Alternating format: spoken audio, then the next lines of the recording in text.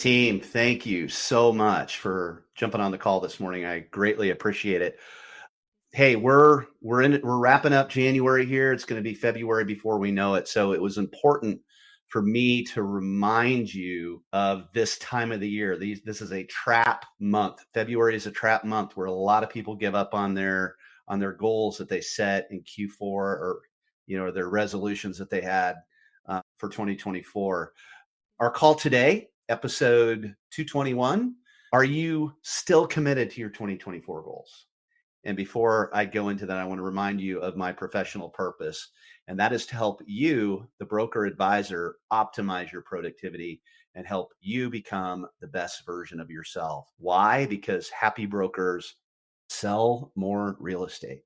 And I do that by helping you handle challenges and opportunities that you face every single day. And if you can effectively manage certain situations that arise on a daily basis in your business, you will be more productive and you will live a life that is the best version of you. My ask today is that you listen to me as if we are in a one-on-one coaching session, whether it be on a phone call or in my office. On this 221st episode of my Monday Morning Pep Talk, we will discuss a topic that is on the mind of most goal achievers. As January draws to a close, it's common for those who eagerly embarked on New Year's resolutions and intentional goal setting exercises to reflect on their progress and momentum or lack thereof. The statistics surrounding the success rates of these well-intentioned goals are often disheartening. By February 15th, studies indicate that about 80% of individuals find themselves straying from their goals, with a considerable percentage abandoning their goals within the first month of the year. Only 8% stick with them the entire year. On this episode, I will delve into the main reason most goal setting exercises fail within the first month. The main reason goals and resolutions fail is that most people set goals that would be nice to achieve. So therefore, they are interested, but not 100% fully committed to those goals. The person that is committed gives themselves no way out. They've set out into the new year having burned the ships, quote unquote, in the previous year. They have no choice but to act. They are all in. They are committed to knowing that if it doesn't get done this year, most likely will never happen. Those that succeed are not okay with that option. The concept of burn the ships traces back to one of history's most inspiring leadership stories in 1519. Hernan Cortez led a large expedition consisting of 600 Spaniards, 16 or so horses, and 11 ships to Mexico. The goal was to capture a magnificent treasure said to be there. Upon arrival, Cortez made history by destroying his ships. This sent a clear message to his men. There will be no turning back. They would either win or they would perish. Although you might assume that Cortez's men would have become despondent with no exit strategy in place to save their lives, they instead rallied behind their leader as never before. Within 2 years, he succeeded in his conquest of the Aztec Empire. At its essence, burn the ships represents a point of no return, a psychological commitment where you recognize that you have crossed a line never to cross back. There is no hedging.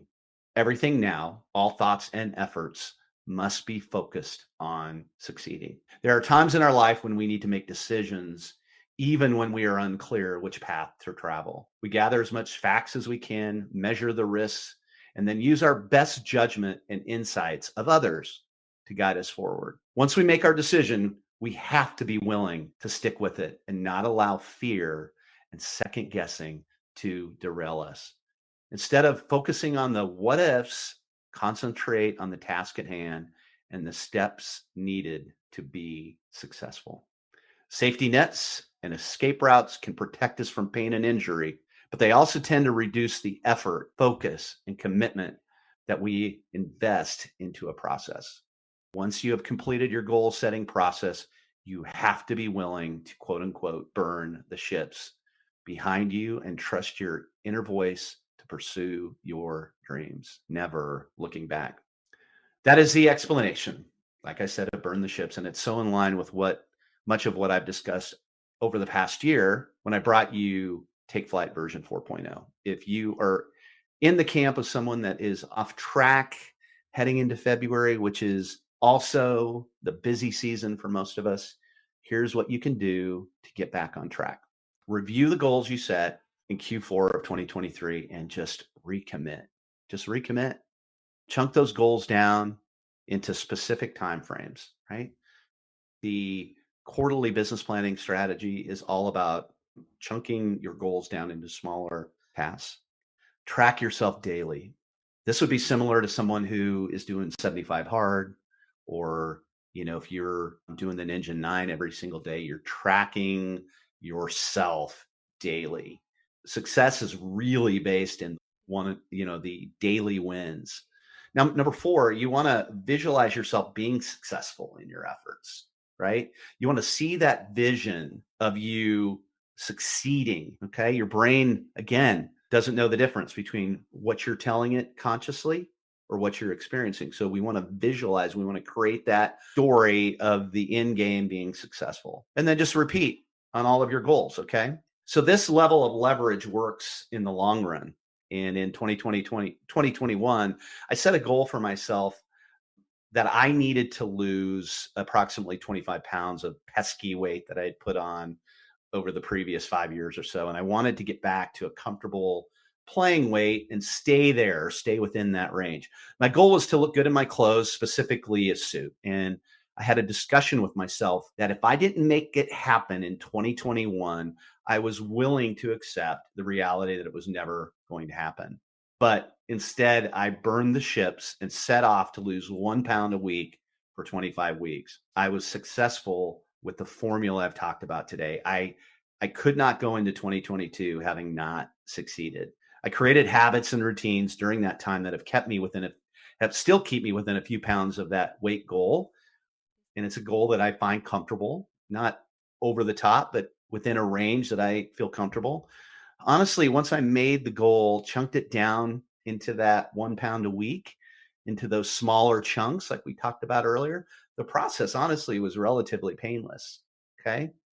What questions are you going to ask to put the needed leverage on yourself to create that momentum in 2024, to create that momentum in 2024, to finally hit your quarterly initiatives and annual goals, putting you on the path to living the way you want to live and becoming the person that you want to become? Here are a few questions that you should consider. Am I interested, or am I fully committed? Am I interested? Am I committed? Am I willing to be okay that if I don't hit my goals this year, that it might never happen? Am I okay with that? Is the short-term pain, the extra effort, right, worth the long-term advantages that meeting my goals will bring me? That extra effort, that short-term pain, is it worth the long-term advantages that meeting my goals will bring me?